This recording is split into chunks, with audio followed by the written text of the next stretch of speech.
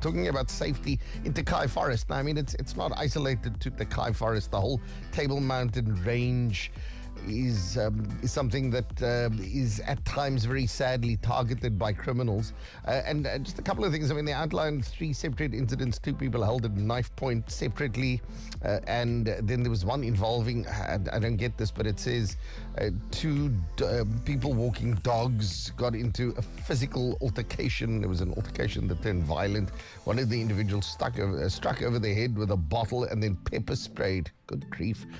So sometimes the threat is not people who are there to steal our things, but fellow mountain users who feel aggrieved at, well, what we do or what our animals do. Anyway, the point is, let's just use that as almost a case study to say there are a few things we can do to make sure that we are always safe. One, always walk in groups and avoid being alone as much as you can.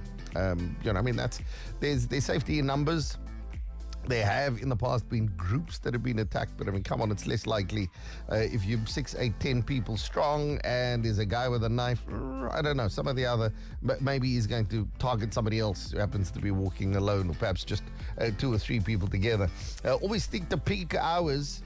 And rule of thumb, 7:30 in the morning until 10 o'clock. I mean, that's when there are a lot of people around. And I know some people, especially with the sun being up early, some people are hitting those trails at 5:30 at almost at first light. Especially if you're up there alone and don't know your way around the mountain. People want to hit the mountain and then get to work. That, listen, I got in an hour or 2 of climbing and just being in nature, grounding myself. Not always the best thing to do unless you are in a large group, right? So 7:30 to 10 would be the one time slot. The other is 4 in the afternoon until 6:30. So try and stick to those hours as best you're able. Use well-marked and frequently used paths. I mean, that's also a vital thing you can do. And then, I mean, a simple rule of thumb, not just for the mountain, but for anywhere. Avoid displaying valuable items. Don't flash your phone. Don't wear lots of jewelry. Don't make yourself a target. Ensure that your vehicle is locked. Valuables are out of sight. And then stay aware of your surroundings when leaving or approaching your car. And then always support suspicious activity, however insignificant it is sometimes. Just let people know so that there's almost a body of knowledge that gets built. Listen, there are people lurking, in which case maybe they can up the patrols and so on. It's pointless responding after the fact, because then something has already happened.